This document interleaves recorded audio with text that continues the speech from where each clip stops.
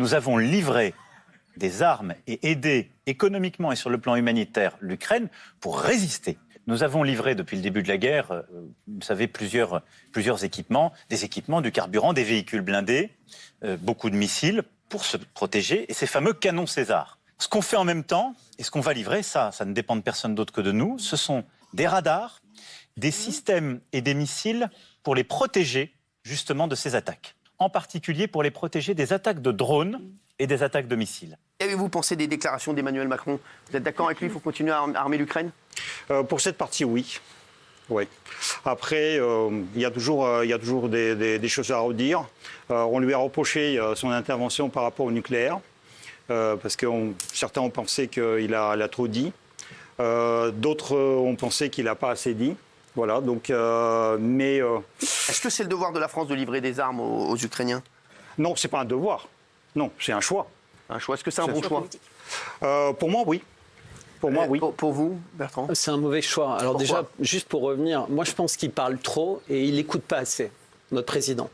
Donc il n'écoute pas assez. C'est notre président. Oui, c'est notre président, mais on a le droit de dire que quelqu'un parle beaucoup. Oui. On a le droit de le dire, et vous le dites vous-même, il parle énormément, sans arrêt. Il est tout le temps dans les médias, et manifestement... Ça faisait longtemps qu'il n'avait pas fait un truc... Manifestement, il écoute peu. Parce qu'en fait, on a un certain nombre de partis qui sont impliqués dans ce conflit, et le président russe également parle régulièrement, et il explique en fait sa position. Et on a manifestement en face de lui des gens qui n'écoutent pas. Donc au début, il avançait d'une certaine manière dans sa campagne en Ukraine. Et puis il a été chatouillé un peu, Nord Stream, puis le pont de Kerch en Crimée. Et il a décidé de s'énerver. Et au lieu de tous se mettre autour de la table et dire « Ok, on a compris, finalement vous êtes loin d'être affaibli, vous n'êtes pas aussi malade, vous n'êtes pas aussi caché puisqu'il continue à voyager partout dans le monde, etc. » Enfin, que des mensonges. Au lieu de ça, on annonce hyper vite, en fait, quasiment dans la minute, on va continuer à armer. Donc on dit, la France est en guerre d'une certaine manière, puisqu'elle fournit des armes à un belligérant, des armes lourdes, maintenant des armes antiaériennes, qui sont, by the way, celles qui font le plus de dégâts en ce moment dans les grandes villes ukrainiennes. C'est ces armes qui ratent leur cible et qui, puisque tout ça, ça a été Donc démontré. Vous pensez que ça peut Ça envenime la situation. Oui, ça envenime la situation. Vous savez, quand tu es un pays comme la France, qui est censé être un pays qui aide, qui calme les choses et qui permet aux acteurs de discuter, c'était notre position historique. Est un pays qui est un des belligérants en apportant des armes, déjà on est décrédibilisé pour parler de paix. Vous ne pouvez pas parler de paix quand vous êtes déjà dans un camp. Auprès de qui, pardon? Vous êtes décrédibilisé, auprès de qui? Mais auprès de l'interlocuteur dont vous aimeriez qu'il fasse la paix. Les Russes, ils n'ont pas du tout envie de discuter Poutine, vous pensez avec qu'il parle quelqu'un peu qui dit... et qu'il écoute beaucoup? Mais vous voulez écouter ma réponse ou ça vous intéresse pas? Que Macron, il parle beaucoup, il écoute peu. Est-ce que vous pensez que Poutine, il écoute beaucoup? Poutine, il a beaucoup écouté, il a passé énormément de temps au téléphone avec Macron, jusqu'au jour où il a compris que ça ne servait à rien. Et effectivement, pourquoi il a compris que ça servait à rien? Mais parce qu'en fait, il avait un interlocuteur avec lequel il avait un certain type d'échange. Et dès que le président faisait un feedback à la population française, il disait autre chose que ce qui avait été échangé. Et les Russes revenaient en disant non, c'est pas du tout ce qu'on a dit. Donc chacun faisait un compte-rendu qui était opposé. Donc à un moment, quand vous parlez avec quelqu'un et que vous avez une certaine conversation et qu'ensuite la personne fait un résumé et qui est différent de ce que vous avez dit, vous dites bon, moi je ne vais plus parler avec lui. Est-ce que vous dites aux Français qui disent il faut arrêter d'armer l'Ukraine? Mais moi, je pense qu'il faut effectivement arrêter d'armer l'Ukraine. Parce qu'il est temps de faire la paix et d'arrêter ce conflit. Vous savez, avant le conflit en Ukraine, il y avait des accords de Minsk, dont la France était garant, l'Allemagne était également garant de ces accords. Et on n'a pas aidé à respecter ces accords. On a continué à aider à financer c'est quoi les accords de Minsk, malgré le non-respect des accords de Minsk. C'est quoi les accords de Minsk? Les accords de Minsk, c'était de dire que petit 1, les combats allaient s'arrêter en fait au niveau du Donbass. Et que les Russes qui ont commencé ces combats, ils vont rester sur les territoires qu'ils ont occupés. C'est ça les accords de Minsk. Mais bien sûr que si. Mais non. Petite question encore. Vous avez parlé suffisamment, monsieur. Vous avez parlé suffisamment. On veut juste parler Petite question. Qui a attaqué l'Ukraine le 24 février? C'est l'Ukraine ou c'est la Russie? C'est l'Ukraine ou c'est la Russie? Monsieur, c'est l'Ukraine ou la Russie? Et je vais vous donner un autre exemple. Non, mais il répond pas. Laissez-le répondre. Vous vous rappelez, Zidane, il a donné un coup de boule à Materazzi. Oui. D'accord? Vous vous rappelez? Et finalement, il a eu un carton rouge, mais tout le monde a trouvé que c'était génial, qu'il avait été provoqué. Et on en a fait un dieu, et il est resté parce que le marketing a décidé que le coup de boule de Zidane, c'était pas mal. Alors que quand les États-Unis attaquent l'Irak, quand les États-Unis et l'OTAN attaquent la Yougoslavie, là, le marketing dit c'est génial. Il faut bombarder, il fallait rayer la carte. Vous avez vu les différences d'images entre Bagdad, puisqu'on était tous devant nos télés à regarder CNN à l'époque. On parle d'Ukraine, là. Non, mais quelle est la liaison avec l'Ukraine? Poutine a attaqué l'Ukraine, point barre. Monsieur, Poutine a attaqué l'Ukraine. Ne cherchez pas les excuses à Poutine. Vous avez eu hier le vote aux Nations Unies. Il y a quatre États qui ont soutenu Poutine. Il y a quatre États. Vous connaissez les États qui ont soutenu Poutine? Dites-les nous. Corée du Nord, Biélorussie, Nicaragua et la Syrie. Mais non, c'est pas du tout ça. Vous êtes du côté. Et la Russie. L'Arménie. Non. Il y a 25 États qui se sont abstenus. Mais ceux qui ont voté, qui correspondent à plus de la moitié de l'humanité. Et s'abstenir quand il y a les pressions diplomatiques qui sont exercées sur chacun de ces pays-là, c'est énorme. Il y a plein de, voilà, je vous dis, il y en a plein qui se sont abstenus aussi. Il y a 25 États, oui, c'est vrai, qui se sont abstenus. Donc c'est quand même 35. 35, ouais, donc c'est quand même énorme. Voilà, juste aujourd'hui. 143 ont voté pour. Aujourd'hui, est-ce que la France prend un risque en continuant d'armer l'Ukraine? Parce qu'on voit de plus en plus de Français dans les rues. Je vous le dis, de Français qui me parlent et qui me disent attention, nous, ça commence à nous gonfler. Je me fais le porte-parole de ce que je vois sur les réseaux, le porte-parole de ce que viennent me dire les Français quand je les croise dans la rue. Parce que vous connaissez très bien le problème, mais là, je parle des Français qui vivent tous les jours, qui n'ont pas d'essence actuellement, qui sont dans une galère monstre, qui voient l'hiver arriver et qui se disent on devait déjà être dans la merde, est-ce qu'on ne va pas être encore plus dans la merde, et qui se posent beaucoup de questions. Donc là, la question, elle est là. On a vu le président préciser la dernière fois, il a bien fait de le faire, de dire l'essence, ça n'a rien à voir avec l'Ukraine. Ouais. Voilà, il a bien fait de le faire parce qu'il y a plein de gens au départ qui disaient que c'est la guerre en Ukraine qui faisait qu'on n'avait pas d'essence. Donc il a bien fait de le préciser, le président parce qu'on ne savait plus. Mais c'est vrai que, voilà, est-ce que ça peut nous retomber dessus? Il y a plein de Français qui se disent, est-ce que ça va nous retomber dessus? Juste un chiffre. Raymond, pour résumer, tu entends les mêmes choses que moi. Non seulement je l'entends, mais moi je le pense. Moi au mois de mars, j'ai fait comme tout le monde au mois de mars. Allez, sauvons l'Ukraine, il n'y a pas de problème. Avril, mai, fini l'abondance. Ok, on est à fond avec l'Ukraine. Mais combien de temps elle va durer cette guerre? Parce que ok, la pénurie c'est pas l'Ukraine, mais les 2,10 €, c'est l'Ukraine les 2,10 €. Non. Le prix de l'essence qui a augmenté? Non. Ah bon, faut m'expliquer comment c'est parti de 2,10 €. Dans le prix de l'essence, 65% c'est les taxes. Déjà, ça n'a rien à voir avec l'Ukraine.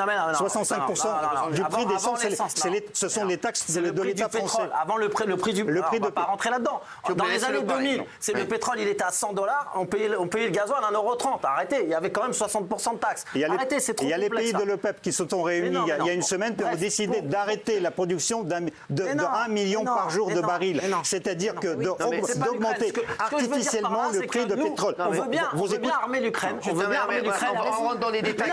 On veut bien armer l'Ukraine, mais à un moment donné, on va armer l'Ukraine. Vous avez entendu? On ne veut pas le payer. Vous avez entendu ça? On ne veut pas payer l'électricité plus chère. On ne veut pas payer l'essence plus chère. On ne veut pas nous dire qu'il faut mettre le chauffage à 17, à 18, à 19. On veut rester libre. On veut aussi que chez nous, il faut assumer. Il nous dit le quoi qu'il en coûte, machin. On veut bien nous aider l'Ukraine. Mais ça va durer combien de temps? Ça va durer combien de temps? Et sur l'essence, vous êtes très fort. Non mais je vous explique. J'essaie de vous expliquer. J'essaie de vous expliquer. Il y a les pays de producteurs de pétrole qui ont décidé d'arrêter de produire 1 million de barils par jour. À cause de ça, le prix de pétrole a augmenté. Ça n'a rien à voir avec l'Ukraine. Il est à combien le pétrole? Non mais alors à plus de 100 $. Il n'a jamais été à 100 $ le pétrole. Il était à 140 $. S'il vous plaît. En quoi la guerre en Ukraine touche les Français? C'est ce que je veux savoir ce soir. Mais ça touche les Français parce qu'en fait, en février, la France, l'Union européenne, un certain nombre de pays ont décidé de mettre en place des sanctions qui nous touchent, nous, bien plus que les Russes. C'est-à-dire qu'au début, les sanctions étaient censées mettre... Si vous vous rappelez les phrases, mettre la Russie à genoux, etc. La Russie allait supplier l'ensemble des pays du monde d'accepter en fait une reddition complète. C'est pas du tout ce qui se passe. Après 6 mois, tous les chiffres. En quoi les Français sont économistes ont sorti les chiffres. Je suis économiste, je peux vous sortir les chiffres. C'est simple. En quoi concrètement les Français sont touchés? Ce que veulent savoir les téléspectateurs. Ils sont touchés parce qu'en fait, on avait des contrats qui nous permettaient d'avoir du gaz à bas prix Et D'accord. 40% de l'énergie en Allemagne, c'est du gaz. Et le fait de rompre ces contrats a multiplié le prix du gaz par 15. C'est-à-dire que maintenant, on achète le gaz au prix spot à 2...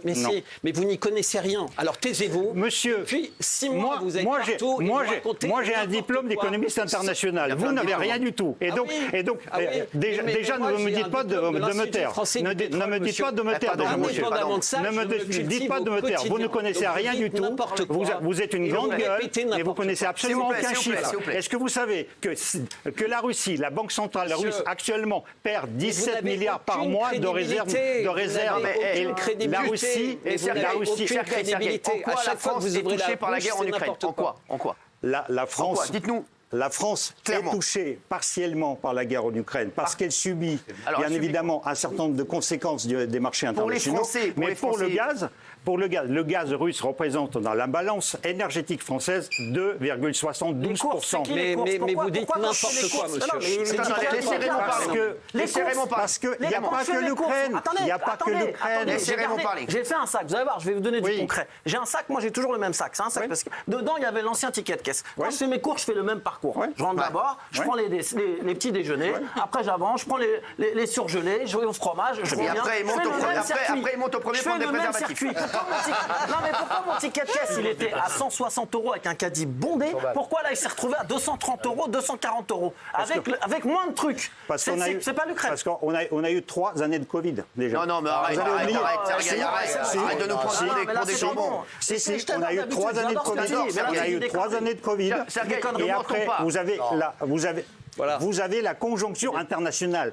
Bien évidemment, l'Ukraine, ça peut agir, ça peut ajouter. Mais c'est pas ça, la base, c'est pas ça. C'est bien que tu nous le dises. Alors c'est quoi, Gilles, en quoi les Français sont touchés? Déjà, le chiffre que je... Sergueï, vous parlez de morale, mais sur le plan économique, il y a des vraies conséquences. Prenons le blé. Oui, mais à un moment, on ne peut pas tout avoir. Oui, aussi. absolument. Voilà.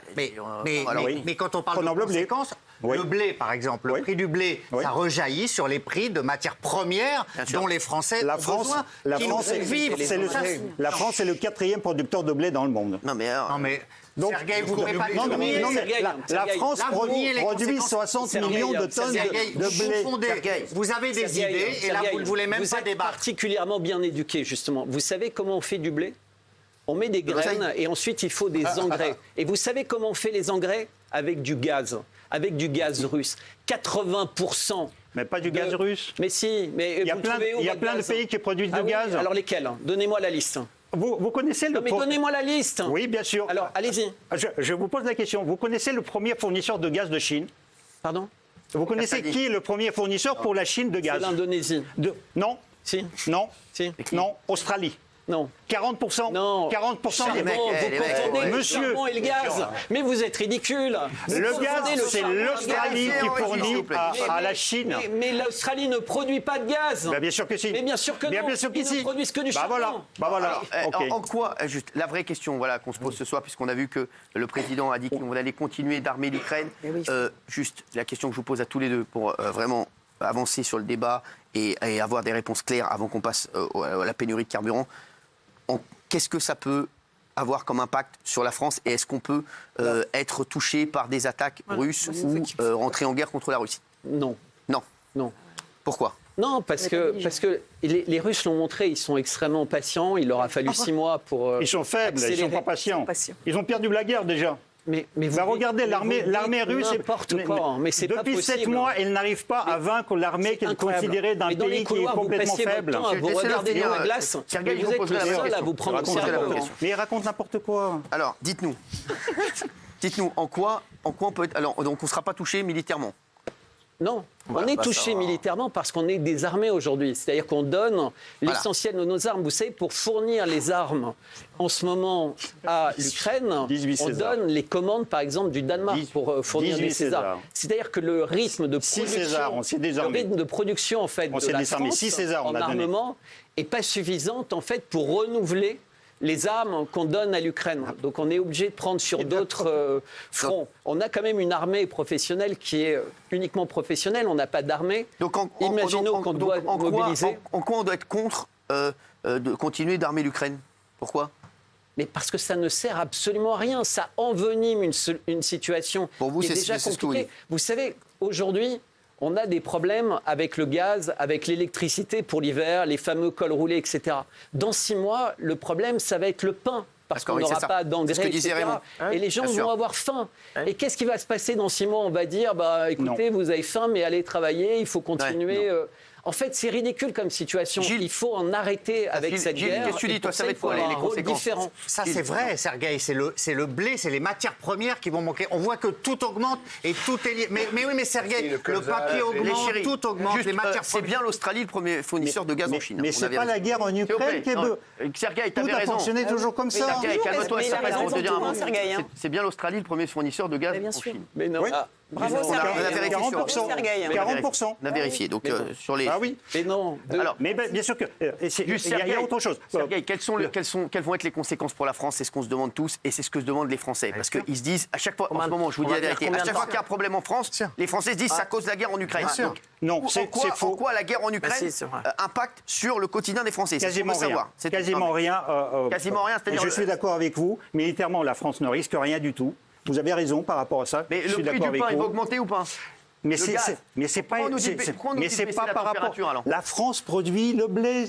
La France est le 4e exportateur de blé. La France produit plus qu'il ne faut pour le blé. Le prix des pâtes qui explose, ça c'est l'alimentation quotidienne, Sergueï. Vous ne pouvez pas le nier, ça. Mais c'est pas la guerre. Il faut pas tout mettre sur la guerre de l'Ukraine. Parce que monsieur dit que tout ce qui se passe mal en France, c'est à cause de la guerre en Ukraine. Et donc il faut arrêter de soutenir l'Ukraine. Et comme ça irait très très bien. Vous verrez bien que si la France arrête de soutenir l'Ukraine, tout ira aussi mal que maintenant. Et nous, on ne dit pas ça, mais ça impacte la vie quotidienne. Non. Alors, non. Gilles, en quoi ça impacte la vie quotidienne? Mais ça impacte parce que le prix des matières premières... C'est dans votre tête que ça impacte. Mais c'est pas dans ma tête, c'est quand on va au supermarché, Sergueï, arrêtez. Gilles, est-ce que vous m'écoutez? Est-ce que vous m'écoutez? La guerre, ce n'est pas la guerre de l'Ukraine, parce qu'il y a ce qu'on appelle la conjoncture internationale. Ça impactait toujours. Il y a autre chose. Il y a les marchés, il y a les producteurs, il y a le prix de matières premières. Mais c'est pas parce que la guerre en Ukraine impacte tout. Non, ça c'est faux. L'Ukraine, grenier à blé de l'Europe, c'est une réalité. Mais la France produit autant que l'Ukraine de blé. On va voir ce qu'en pensent les téléspectateurs. Tiens, la France doit-elle continuer? Non, à 76%. La France doit-elle continuer d'armer l'Ukraine? Non, à 76%. C'est incroyable. Incroyable. On va pas faire de débat là-dessus, chérie. Je voulais avoir Sergueï et Bertrand. Ce soir, c'est fou ce chiffre quand même. Je suis pas étonné. Oui, mais rassurez-vous. En fait, le truc, c'est que j'aurais voulu vous dire dès le début. Vous savez combien la France a dépensé pour armer l'Ukraine? Combien? 260 millions. Vous savez combien les États-Unis ont dépensé pour armer l'Ukraine? 15 milliards. Vous comprenez la différence? L'Angleterre, c'est 4 milliards. L'Angleterre, c'est 4 milliards. Donc, vous me dites qu'avec 260 millions que la France a donné pour armer l'Ukraine, la France va très très mal parce que vous avez votre producteur et votre PIB qui a chuté. C'est n'importe quoi. Les États-Unis ont donné 15 milliards. L'Angleterre a donné 4 milliards. Vous comprenez la différence? 4 milliards et 260 milliards. Vous comprenez que la France n'a donné rien du tout. Elle a donné 18 Césars et elle est en train actuellement de donner encore 6 Césars. Et monsieur dit, la France s'est désarmée. La France possédait 72 Césars. Elle a donné quoi? Elle a donné un tiers. Qui c'est qui va vous attaquer?